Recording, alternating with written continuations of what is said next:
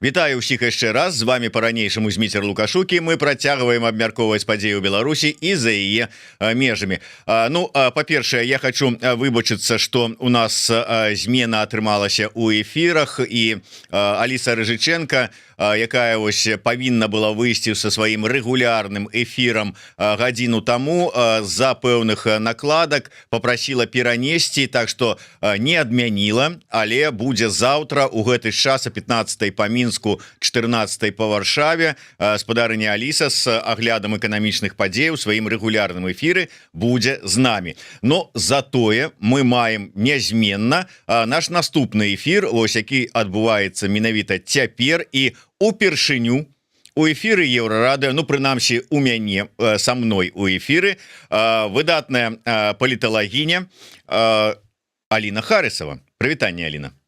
Вітаю, Зміцер. Мы далі такі вельмі гучны загаловак да нашага стрыма, маўляў, чаго дасягнулі дэмсілы за 5 гадоў. Кшталту такого, а зараз прыйдзе Аліна Харысова і адкажа за ўсіх і за ўсё. Насамрэч не, давай лічыць гэта такой невялікай трэніровачкай, таму што набліжаецца канферэнцыя Новай Беларусі. І наколькі я ведаю, менавіта гэта тэма падсумавання зробленага, дасягнута за 5 гадоў, ну ці скажем так, дзе мы апынуліся па выніку гэтых 5 гадоў і з чым мы апынуліся, там будзе абмяркоўвацца. Давай мы з табой так патрэніруемся трошачку, таму што я буду прысутнічаць у якасці журналіста, можа і не толькі, ну прынамсі як журналіст на этой канферэнцыі. Падазраю, што ты таксама будеш на этой канферэнцыі, хутчэй за ўсё нават выступаць. Ну вот добрая такая магчымасць будзе за ўсё гэта, пра ўсё это і паразважаць.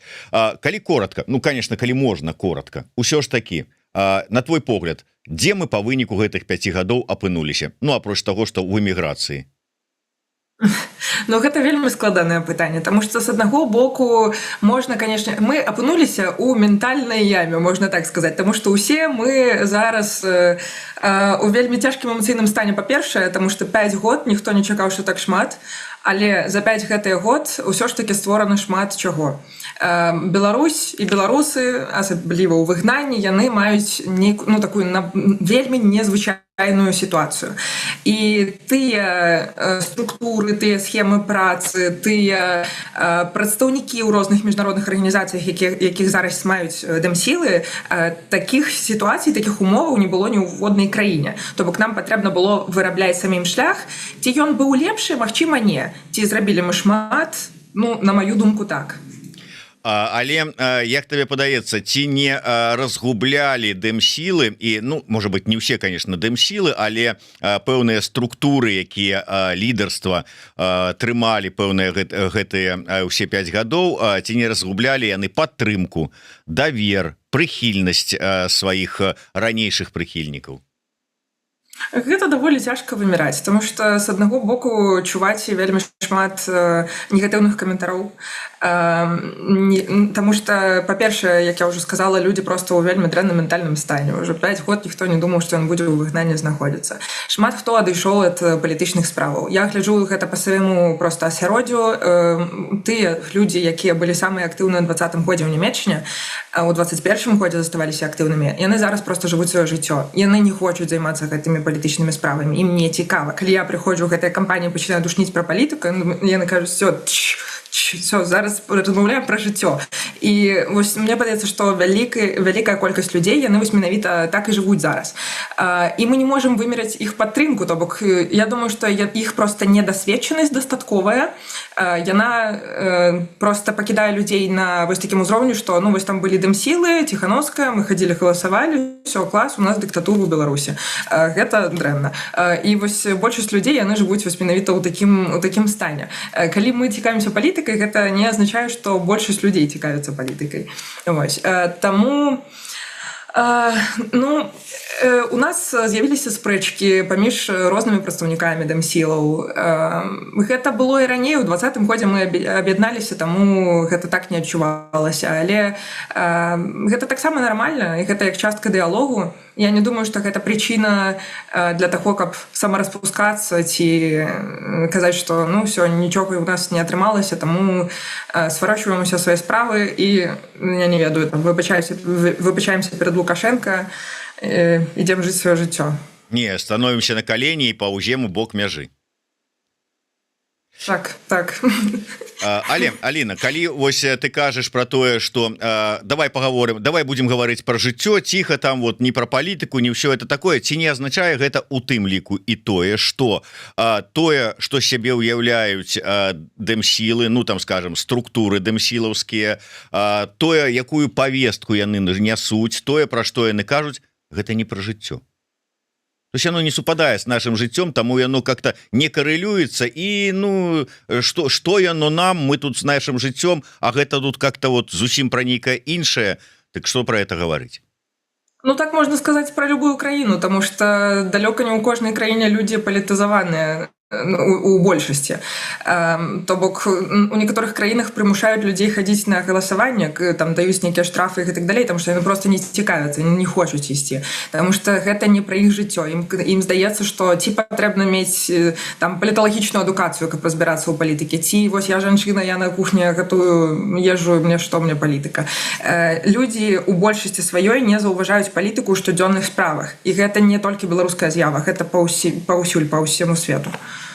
Добра, ты сказала про тое, што ўсё ж таки не гледзячы ні на што, мы не прыйшлі до таго как бы яшчэ прынамсі моманта, калі трэба сказаць ўсё самараспускаемся. Але ці не прыйшлі мы ўсё ж таки до таго моманта, калі гэтыя структуры, пра якія імёны якіх мы не называем, хотя можем и назвать той же самый офис ці аб'яднаны пераходны кабінет, я уже не кажу про координацыйную раду, ну мусяць неяк трансфармавацца, неяк все ж таки змяніць сябе, змяніць свае падачы, ну не тому что хопіць жыць 20-м годам, так кажуць, да? Гэта добрае выказванне, хопіць жыць 20-м годам, але 20-й год і вялікую траўму нанёс. Ну, то бок, гэта як... Я лічу, што 20-й год гэта быў такі як пачатак. Таму што там былі пратэсты ў Беларусі дагэтуль, але людзі неяк забывалі, адкладалі гэта назад і працягвалі жыць сваё жыццё. 20-й год ён быццам бы не забыты, не так забыты, як гэта было ў мінулыя разы. Таму і адкладаць і забываць пра 20-й год гэта будзе неправільна. Так ніхто не забываецца, але на двары 25-й год, давайте адпавядаць яму. А для гэтага трэба нейкія трансфармацыі і змены праводзіць, не? Так, тут я згодная цалкам. Але для таго, каб былі адпаведныя трансфармацыі, якія адпавядаюць запыту людзей, трэба казаць, якія запыты на трансфармацыі ёсць. То бок проста з галавы, калі будзе браць офіс ці АПК, ці Координацыйная рада, што вось нам трэба вось так змяніцца, гэта хутчэй за ўсё проста будзе ці выклікаць яшчэ большую страту даверу, ці проста нейкае абурэнне, непаразуменне, чаму гэта адбываецца, гэта будзе не адпавядаць запытам людзей. Таму калі ў кагосьці ёсць прапановы, гэта ж прапанову можна выказваць і прапановаць. Не проста казаць, што вы дрэнна ўсё робіце, а казаць, вы дрэнна робіце, а можна зрабіць лепш і ісці з гэтымі прапановамі. І мне падаецца, што ніводная структура, яна ніколі не казала, што мы зачынены да розных прапановаў, мы нічога такога не прымаем. Наадварот, звычайна робіцца. Але проста хейт, ён у большасці сваёй з'яўляецца хейтам без нейкага аргументацыйнага падмурку. Гэта ты зараз опісывала чат рэфарматаркі і рэфарматары, да? Вот это вот. Так. Як вы здагадаліся? Ну, читаю, гляжу. Добра, вот табе запыт ад народа, ну не будем казаць пра ўвесь народ, но ад пэўнай часткі, прынамсі дэмакратычных, і не толькі дэмакратычных сіл і ўсіх астатніх. Запыт, давайте дамаўляцца з рэжымам, перамаўляцца з Лукашэнкам дзеля таго, каб выцягваць людзей з-за кратаў, дзеля таго, каб паспрабаваць, можа быць, каб пачаліся нейкія змены, сцішыліся рэпрэсіі і гэтак далей. Хопіць казаць пра ціск, про Гаагу, про ўсё астатняе, давайте дамаўляцца. Вось такі запад. Адпавядае яму тое, што робіць той лініі, якой прытрымліваецца офіс, кабінет і ўсё астатняе. Я лічу, што адпавядае. Таму што ніхто не кажа пра тое, што я бачу, з таго, што я бачу, офіс не кажа пра тое, што немагчымыя перамовы. Проста патрэбныя пэўныя умовы для гэтых перамоваў. З-за таго, што з беларускімі нават дэмсіламі не шмат хто будзе лічыцца, калі мы будзем маўчаць і казаць, што ніякага ціску не патрэбна, то вельмі хутка гэта ўсё можа ператварыцца ў сітуацыю, як гэта было ў 15 годзе. Таму патрэбна разумна сумяшчаць ціск і перамовы, каб было што пакласці на стол для таго, каб вызваліць палітвязняў. Безумоўна, жыццё людзей, якія зараз за кратамі, гэта найпершая справа, з якой трэба працаваць. Гэта самае важнае. Трэба вызваляць гэтых людзей. Але калі мы гэта дадзім проста рэжыму Лукашенка такія умовы, каб яны проста торгавалі і рабілі для сябе жыццё больш зручным у гэтым свеце, каб усе санкцыі здымаліся, каб Еўропа там была адкрытая, каб вось менавіта для рэжыма, каб усе гэтыя санкцыі, якія былі супраць рэжыму накіраваныя, каб яны зняліся, а яны гэтым часам затрымлівалі больш людзей, як яны пакуль што, як бачна па статыстыке, робяць. Весна дала сваю справаздачу, там, нягледзячы на ўсе амністыі, затрымалі больш людзей. Там каля 100 людзей вызвалілі за 2025, каля 160 затрымалі, ад новых палітвязняў забралі. Нельга гэта нельга людзей ператварыць у нейкую валюту для рэжыма. І таму кажацца праціск, каб было што пакласці на стол, каб мы маглі здымаць пэўныя санкцыі, але не рабіць гэтым жыццё для рэжыма больш зручным і больш утульным у гэтым сусвеце. Так. Але выбачай, Аліна, ты ж такі паліталагіня. Гэта мастацтва дамаўляцца, гэта мастацтва перамоваў і кампрамісаў. Што ты зробіш? Немагчыма так, щоб толькі даваліся табе тое, што ты хочаш атрымаць, а не давалася то, што і другі бок хоча атрымаць. Другі бок хоча зручнасцяў для сябе наўзамен на, як там любіць казаць Трамп, тыя карты, якія ў іх ёсць, якія могуць табе здаць. Таму, калі ў іх будзе больш нязручнасцяў, у нас будзе больш карты ў руках, каб прапанаваць рэжыму. Слухай, 5 гадоў працавалі на гэта, атрымліваецца ўсё адно, што там больш карт, чым мы здолелі зрабіць ім нязручнасцяў, не? Мы не можам гэта вымераць, але, безумоўна, жыццё людзей гэта як джокер, ці як это туз, я не гуляю у картачныя гульні, але такая вышэйшая карта. Тым не менш, зараз проста апусціць рукі і сказаць, што мы не можам ні на што паўплываць, проста здымайце ўсе абмежаванні, аддавайце нам людзей, а на заўтра затрымайце больш, гэта будзе глупа, гэта не стратэгія, гэта не выглядае як стратэгія. Трэба распрацоўваць стратэгію лагічна і прадумаць на крок наперад. Вожык патрыёт абураецца ад майго пытання наконт таго, што запыт ёсць ад грамадства на перамовы. Ён піша: запыт гэта ад Васкрэсенскага. Вожык, я табе магу сказаць, што не толькі ад Васкрэсенскага. Мы можам назваць і Івана Краўцова, мы можам назваць і Кавалеўска, Гарбунову, Хоміч, можам назваць нават таго ж самага Пазняка Сусавым, як это не дзіўна, яны вось апынуліся на адным баку ў гэтым пытанні. А гэта не адзінкі, гэта тыя людзі, за якімі стаяць таксама пэўныя іх прыхільнікі, якія прытрымліваюцца таго ж самага. То бок запыт такі ёсць. І я вось буквально сёння таксама мы размаўлялі з Александром Добравольскім, дарадцай Ціхановскай па палітычных пытаннях, дзе я задаваў тое ж самае пытанне, і ён кажа: так мы ж усе за перамовы, мы ўсе за тое, каб выцягнуць палітвязняў з-за кратаў. Але у той жа час гучыць ад Святланы Ціхановскай зварот да Трампа: Трамп, Дональд, цісні яго, не давай яму магчымасці там падумаць, што ён тут яго нейкую легальнасць ён здабыў там ці яшчэ што-небудзь, давай яго трэба пакараць. Як можна заклікаць пакараць і ў той жа час гэтага ж Трампа заклікаць зрабіць дапамагчы выцягнуць палітвязняў з-за кратаў? Вось фізмейстер пачалі пералічваць, хто ў нас за перамовы. Я таксама, вось як Александр, хацела абурыцца і сказаць: так мы ж усе за перамовы. Навошта тут падзяляць грамадства? Проста Магчыма, у людзей розныя там стратэгіі, розныя планы ў галаве і розныя прадстаўленні, як гэтыя перамовы выглядаюць. Напрыклад, вось просто зараз прыклад магу прывесці, як можа выглядаць гэты ціск ад Трампа. Што мы зараз здымаем там пэўныя санкцыі, вы выпускаеце там палітвязняў, вялікую частку ўсіх, не ведаю, на што яны дамовяцца, але калі назаўтра там будуць новыя палітвязні, мы на вас уводзім яшчэ больш санкцый, якія перакрыюць вам дыханне яшчэ больш цяжка, чым гэта было дагэтуль. Ці гэта можа спрацаваць такая стратэгія? Можа. Ці гэта называецца ціскам? Так. Ну, згодны. А калі атрымліваецца, што мы ўсе за адно і тое ж, мы ўсе на адным баку, адкуль тады пачалося вось гэта ўсё, што там нават кідаліся такімі словамі, што Ціхановская, там ты двудушная, як ты можаш так гаварыць, там, ну і гэтак далей, гэтак далей. Ну не на пустым жа ж месце атрымліваецца такі падзел у гэтай нават супольнасці.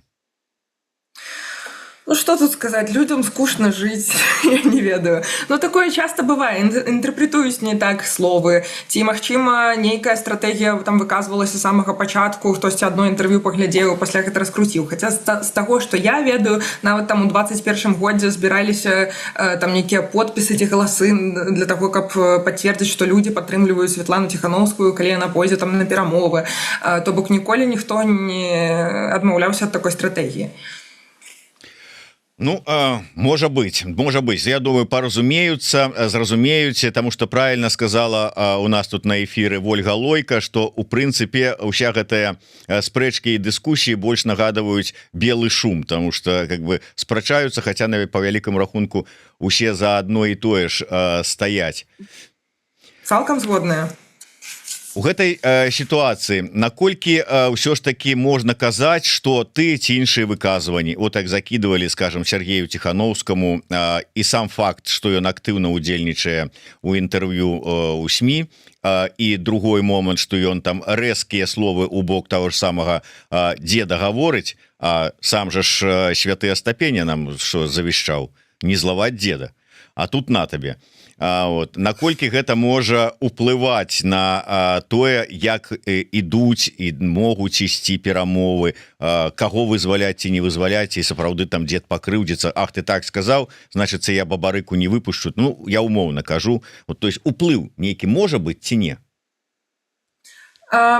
Я думаю, што режим быў гатовы да Сергея Ціхановскага, што ён будзе штосьці такое казаць.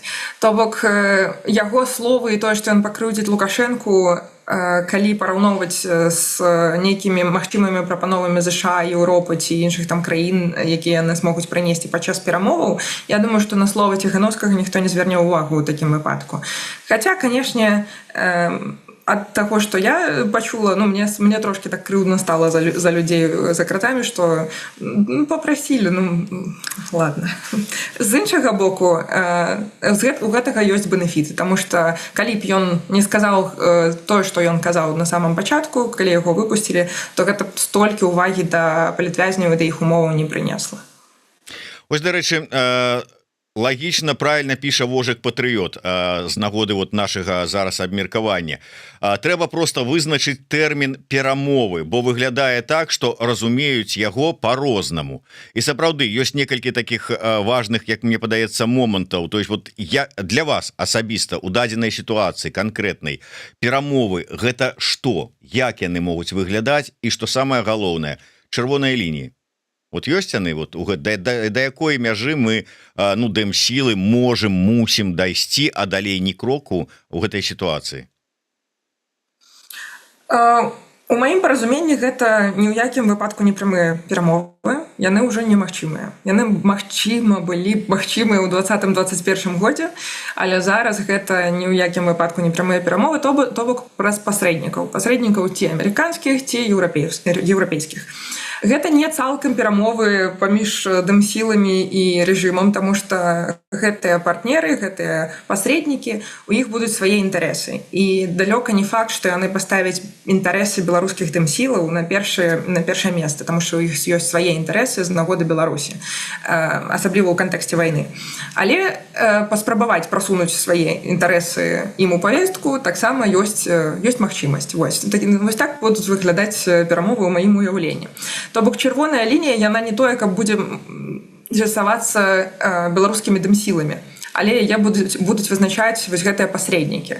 Гэта залежыць ад іх, і я думаю, што чырвоная лінія для дэмсілаў і для вось гэтых пасрэднікаў патэнцыйных у іх, яна не на адным месцы. То бок патрэбна будзе яшчэ знайсці нейкі кампраміс, дзе ляжыць вось гэтая чырвоная лінія, якая падыдзе і еўрапейскім ці амерыканскім партнерам, і беларускім дэмсілам. Калі дэмсілы будуць заангажаваныя ў гэтыя перамовы ўвогуле, таму што ёсць шанец таго, што ніхто з імі не будзе кансультавацца. Там ёсць магчымасць таксама нейкага такога косвеннага ўплыву на іх пазіцыі, але пра гэта, я думаю, што яшчэ паговорым. То бок, я не ведаю, я не магу казаць пра чырвоныя лініі для усіх дэмсілаў. Для мяне асабіста гэта я б не хацела, каб Лукашэнку проста прызнавалі як там легітымнага прадстаўніка, я не ведаю, ён ездзіў тут па Еўропе, і ўсё нармальна, і гэтак далей. Для мяне нармальна, калі санкцыі будуць здымацца з тых накірункаў прамысловасці і так далей, якія перашкаджаюць людзям жыць нармальнае жыццё. Магчыма, каб нармальна тут беларусам адкрывалі карткі, авіасаабщення з Беларусю, каб зноў наладзілася. Вось такое для мяне цалкам прымальнае, напрыклад. Вельмі важны момант наконт магчымага фармату удзелу дэмакратычных сілаў у такіх перамовах, таму што ты ўсё ж такі кажаш пра тое, што перамовы праз пасярэдніка, але гэта ўсё адно азначае перамовы паміж дэмсіламі і рэжымам Лукашэнкі, але не наўпрост селі вочы ў вочы, умоўна там кажучы, Лукашенко з Ціхановскай, ці я не ведаю, Церцель, Слатушка і перамаўляюцца, а праз умоўна Кіта Келага. Але гэта ўсё адно азначае, што на важнай пазіцыі знаходзяцца як перамоўшчыкі дэмсілы. Але мне падаецца, што на сёння дэмсілы увогуле нават не тое, што праз перамоўшчыкаў, а нават дарадцамі перад з перамоўнымі бакамі не выступаюць. Ёсць два бакі перамоваў, умоўна кажучы. Вашынгтон, Мінск. Всё. Дэмсілы тут, колькі б мне Франак не даказваў у эфіры, што мы кансультуем, мы нейкае дачыненне маем, пры ўсёй павазе, как-то скептычна ўспрымаюцца словы, не? Праўда ляжыць недзе пасярэдзіне, скажем так. Не ўсё так адназначна, да? Так, вось гэта... Вось гэта, пра гэта зараз і паговорым. Рашэнні тых людзей, якія прыймаюць свае пазіцыі па Беларусі, едуць на перамовы ў Мінск, неяк кантактуюць з беларускім рэжымам, яны ўсё ж такі прыймаюцца не ад балды. Яны павінны патрапіць у нейкі беларускі інфармацыйны бабл. Для гэтага яны чытаюць навіны, яны сочаць за тым, што адбываецца, і вялікую частку інфармацыйнага гэтага бабла займаюць у тым ліку дэмсілы, у тым ліку незамежныя медыа, незалежныя нашыя беларускія, якія ў выгнанні. Я не ведаю, праваабарончыя справаздачы, то бок тыя людзі, якія датычныя да гэтых рашэнняў, ці іх каманды, я не ведаю, хтосьці можа для іх проста рыхтаваць паперы з нейкімі кароткімі інсайтамі з усяго, што адбываецца. Яно фармуецца з беларускага баблу. Мы можам уплываць на гэты беларускі бабл. Таксама чалавечая псіхіка, яна працуе такім чынам, што мы склонныя давяряць тым людзям, каго мы ведаем. То бок, вось гэта візіты, сустрэчы, я не ведаю, іншыя фарматы ўзаемадзеяння дэмакратычных сілаў, Святланы Ціхановскай і так далей з нейкімі палітыкамі, яны таксама фармуюць нейкі давер. Нават косвенна. Мы не можам гэта кантраляваць. Гэта проста тое, як людзі працуюць. Калі мы ведаем чалавека, мы больш склонны да таго, каб давяраць гэтаму чалавеку. То бок калі будзе там зборышча нейкай інфармацыі, там меркаванняў па пазіцыі Беларусі, яны будуць ведаць там Святлану, а ўсіх астатніх не будуць ведаць, яны будуць думаць: ага, у нас, я ведаю, што у нас неяк падобныя нашыя каштоўнасці, вось мы сустрэліся на гэтым мерапрыемстве, я паслухаў, я зусім быў згодны, што гэтая жанчына сказала, то бок, ну, магчыма, да гэтага меркавання я буду больш схільны. Вось. То бок такім чынам мы ўсё ж таки можам уплываць неяк на іх пазіцыі, на іх увогуле на іх думкі пра Беларусь, на тое, што адбываецца ў Беларусі, на іх веданне. І таксама тут ёсць такі фактар, што краіны дэмакратычныя, яны часта робяць свае нейкія дзеянні у кантэксце рызыкаў, ацэньваюць свае дзеянні ў кантэксце рызыкаў. Яны глядзяць на тое, што якія пазіцыі маюць іх краіны-партнеры, каб проста іх рашэнне не сапсавала неяк адносіны з іншымі іх ужо ўсталяванымі краінамі-партнерамі. Такім чынам, калі ёсць шмат краінаў, якія падтрымліваюць беларускія дэмсілы, а ёсць краіна, якая таксама з гэтымі краінамі ўзаемадзейнічае, тады яна будзе глядзець на тое, каб проста не пайсці насупераць усіх гэтых рашэнняў, якія прымаліся адносна дэмсілаў у гэтых краінах. Вельмі абстрактна, вельмі шмат абстрактных словаў тут зараз, але я спадзяюся, што зразумела. Ну, падсумоўваючы, как бы так, наўпроставага уплыва няма, не тое, што, скажем так, ну, умоўна, я так кажу, там Кіт Келах збіраецца паехаць у Мінск, тэлефануе там Франаку і кажа: пакліч яшчэ там Святлану, я хацеў бы спытацца, каб вы мне далі парады перад тым, як я паеду, што мне там казаць, як мне рэагаваць і што. То есть такога няма. Але нейкім чынам праз там трэція рукі, там нейкі там розгалас са СМІ пэўная даходзіць інфармацыя. Так, праз дакументы, якія могуць дасылацца гэтым партнерам, праз выступленні, ўзаемадзеяння на нейкіх мерапрыемствах. Ну так, але трэба дамагацца, каб мы маглі патэлефанаваць Кіту Келаху і сказаць: вось нам вось гэтае важна. Ну, то бок не трэба супыняцца, трэба верыць у тое, што гэта магчыма. Ну, бач, для таго, каб вот так вот взять і патэлефанаваць і сказаць, а я думаю, што тэлефоны такія там і Келага, там і, я не ведаю, там іншых выдатных і значных палітыкаў усяго света ёсць там і у Франака, і ў Дзяніса Кучынскага, і ў Дабравольскага, і ўсіх астатніх. Але ж трэба палітычная смеласць, каб узяць і сказаць: слухайте, вы там не выдурываецеся з наших беларускіх інтарэсах, вот так вот, а не вот так вот. А яна ёсць эта палітычная смеласць? У беларускіх дэмсілаў ёсць асцярожнасць, каб нікога не крыўдзіць. Вось такое часам можа перашкаджаць такой палітычнай смеласці. Залежыць ад таго, хто якую стратэгію хоча абіраць. Я вось больш па правакацыях, па нейкіх, па смелых выказваннях, так?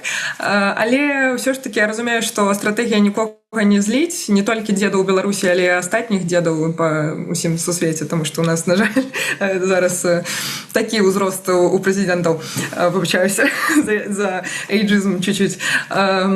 Ну, такая стратэгія ёсць.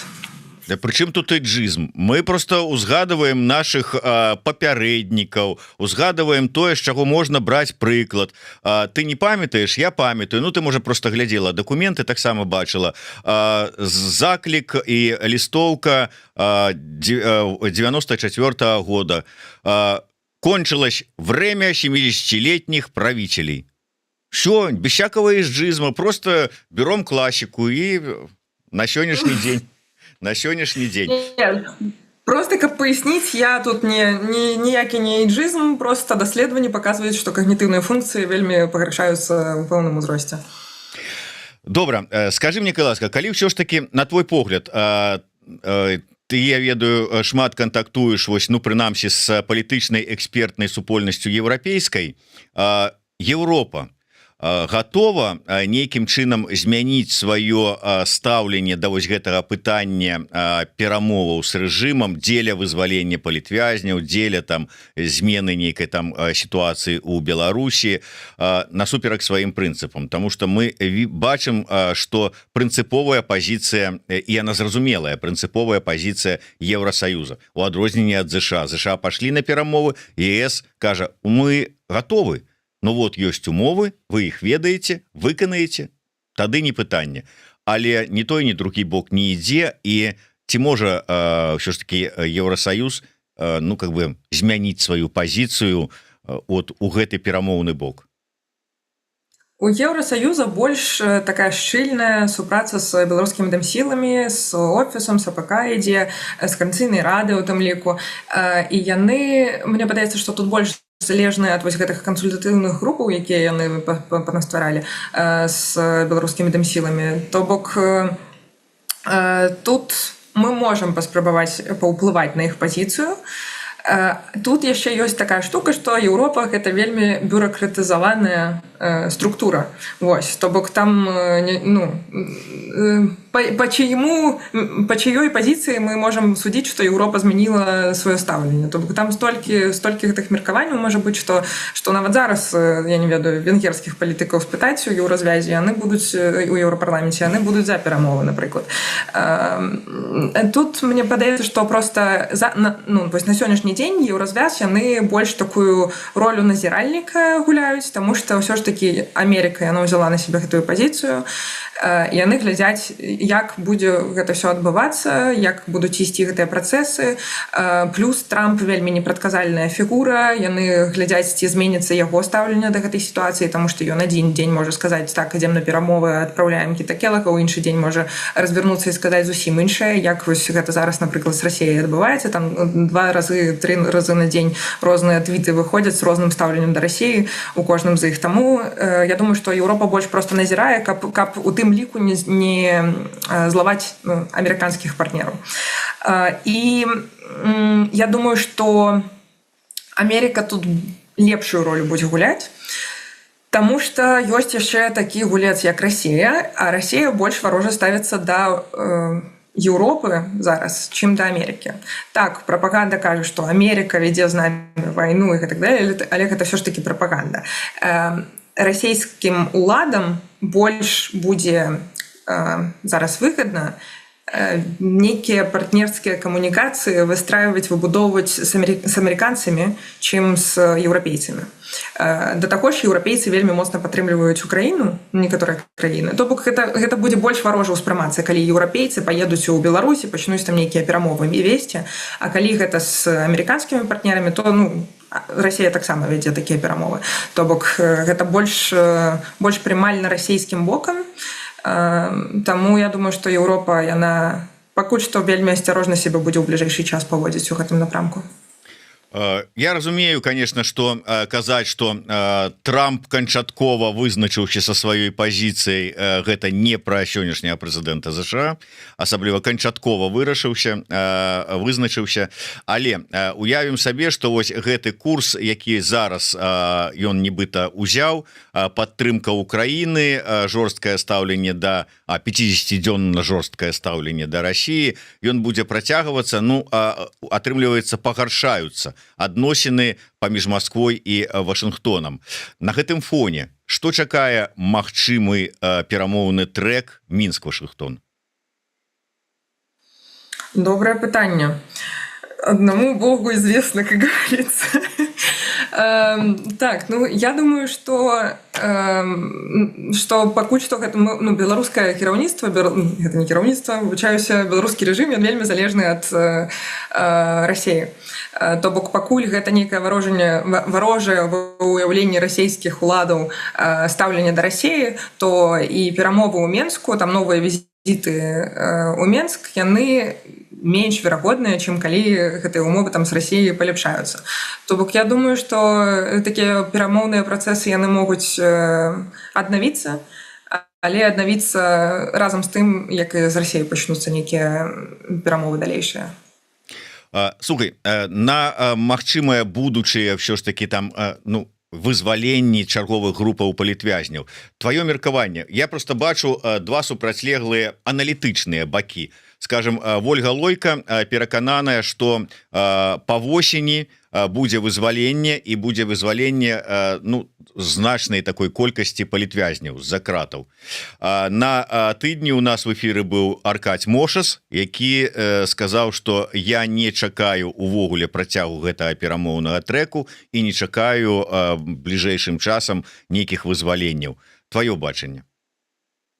Я тут больш згодная з Ольгай. Я не думаю, што я не магу ставіць нейкія прадказанні па колькасці людзей, але я думаю, што неяк вызваленне будзе таксама побач з датамі вучэнняў расійска-беларускіх. То бок, калі яны неяк там пакажуць, што калі яны не пойдуць на сувалкі і скажуць, што вось глядзіце, мы больш вам не ворагі, правялі нармальна вучэнне, ніхто нікуды не пайшоў, магчыма, там неяк дыялог таксама аднавіцца і вызваліць палітвязню.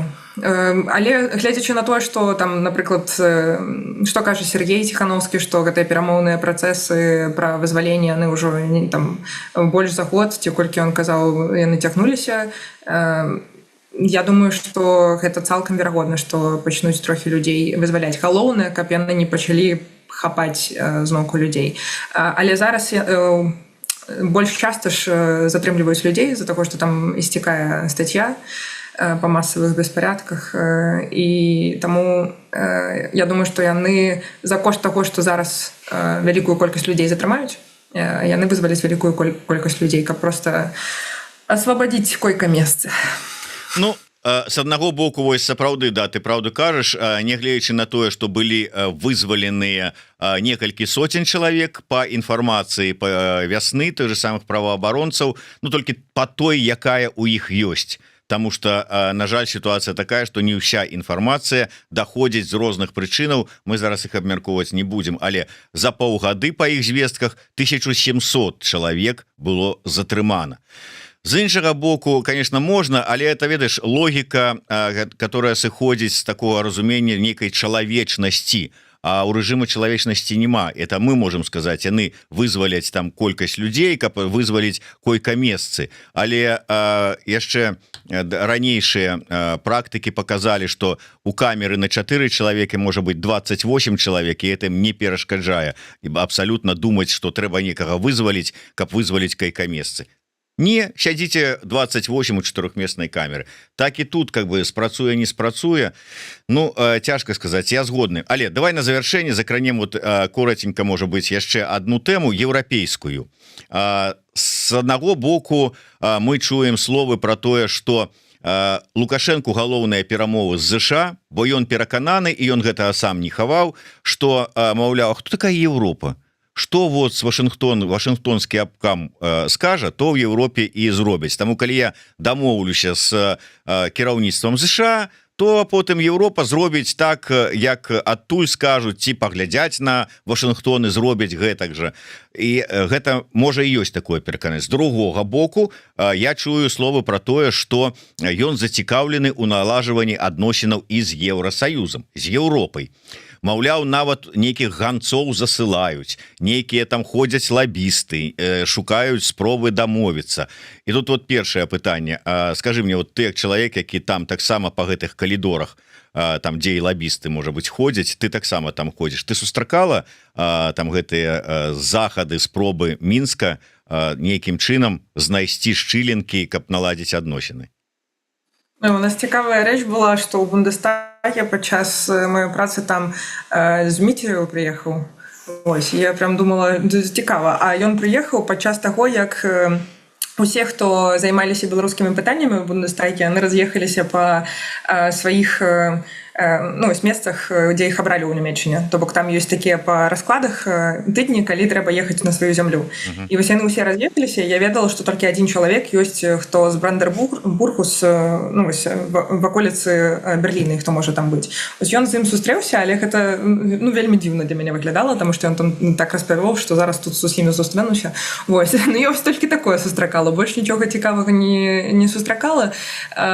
Я думаю, што Лукашенко тут, канешне, ён яшчэ жыве, ён бясконца жыве у сусвеце, дзе ідзе холодная вайна, і яна для яго не прыпынялася, і вось для яго вось гэта там два блокі ў сусвеце існуе зараз, ну і плюс Кітай, потому што інвестуе ў Беларусь. Вось таму не дзіва, што ён так выказваецца пра Еўропу, але умовы для беларусаў яны больш пагаршаюцца менавіта з-за таго, што Еўропа закрытая з-за еўрапейскіх нейкіх там санкцыяў і стаўлення да Лукашэнкі і да яго рэжыма. Там нават кошты проста ў супермаркетах ці тое, што у Мілу зараз пайсці, ці остраў чыстаты, і там не будзе ніводнай еўрапейскай маркі, але будзе некалькі там даф з расійскімі літарамі, напрыклад, які будзе каштаваць больш, чым раней. Ну, то бок людзі, яны іх якасць жыцця, і яна пагаршаецца менавіта з-за Еўропы, таму што Еўропа была блізкая, у нас была шчыльная супраца, не такая, як зараз. Вось, таму я думаю, што ён гэта просто трошки падлізваецца, каб все ж таки папулістам трошки пабыць і сказаць тое, што людзям прыемна будзе пачуць. Ну, дарэчы, апроч Дмітраева ў Бундестагу, ну, з публічнага мы ведаем, што яшчэ і Денис Мельянцоў у штаб-кватэры НАТО быў. Вот. Ну і, дарэчы, вось тут пытаюцца Канапацкую там нідзе ў Еўропах не сустракалі? Я, на жаль, не, але мне было весело яе сустрэць. Я хочу. Хай мне расклад наступны раз дашле, я пад'еду куды трэба. Ну, я подозраю, што дзесьці яна не проста ў Вільню ездзіла падаць заяву на незаконнае вызваленне Ціхановскага у літоўскія там куды там спецслужбы, дзесьці, відаць, в Аўстрыю ў сваю любімую ганяла, як сказаў Латушка, любімае месца ўсіх шпіёнаў, да? Але так, на заканчэнне мне просто цікава, то есть атрымліваецца, на твой погляд, не спрабуе Лукашенко ўсё ж таки наладзіць адносіны з Еўропай, тому что калі адны кажуць, што спрабуе, а я бачу сітуацыю на мяжы мігрантскую з Польшчай, з Літвой, калі я бачу, што, скажем, адных ён можа з мешкамі на галаве пасадзіць у бусік і адправіць у бок мяжы, вывесці за мяжу, нягледзячы на тое, што яны не пісалі заяву на памілаванне, а пачобута не можа, хаця это галоўная умова, каб вот табе, калі ласка, вызвалі і налажвае адносіны з Польшчай спачатку, а потым з усімі астатнімі. То есть няма гэтага жадання. Ну, глядзіце, я тут свечку не трымала, я не ведаю, хто куды там ездзіць і гэтак далей, таму што яны гэта робяць так, каб мы не бачылі ў тым ліку. Я думаю, што ёсць такія спробы. Я думаю, што ёсць людзі, якія ці едуць там з Беларусі, хто можа, ці проста людзі, якім там плоцяць на месцы, яны спрабуюць неяк пралабіваць рэжымы інтарэсы. Але мне падаецца, што гэта ўсё ж такі проста спроба павярнуцца да вось гэтай многавектарнай палітыкі, якая вялася да гэтага, да 2020 года. То бок, з аднаго боку мы тут вось і ціснем на Еўропу, з іншага боку мы спрабуем з ёй пасябраваць зноўку. То бок, каб не здавалася, што рэжым Лукашэнкі зараз адчынены да Еўропы становіцца, а ўсё ж такі прытрымліваецца вось гэтага расійскага вектару і спрабаваць трошкі прабіцца да Еўропы. Яны спрабуюць прыйсці да таго, што было да 2020 года. Гэта немагчыма, на жаль, ужо. Дзякуй вялікі. Ну што ж, я нагадаю яшчэ раз, што у нас у эфіры была адна з самых пазнавальных як это правильно сказаць, паліталагінь маладога пакалення, выдатная кіраўніца працоўнай групы па контрэкстрэмізму моладзевай рады ЗША. Що яшчэ там? Так, але хутка ўжо сыйду. Ну, тым не менш, пакуль яшчэ там. Аліна Харысова. Дзякуй, вялікі спадарыня Аліна.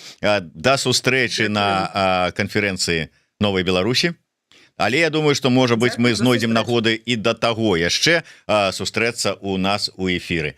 Дзякуй вялікі яшчэ раз.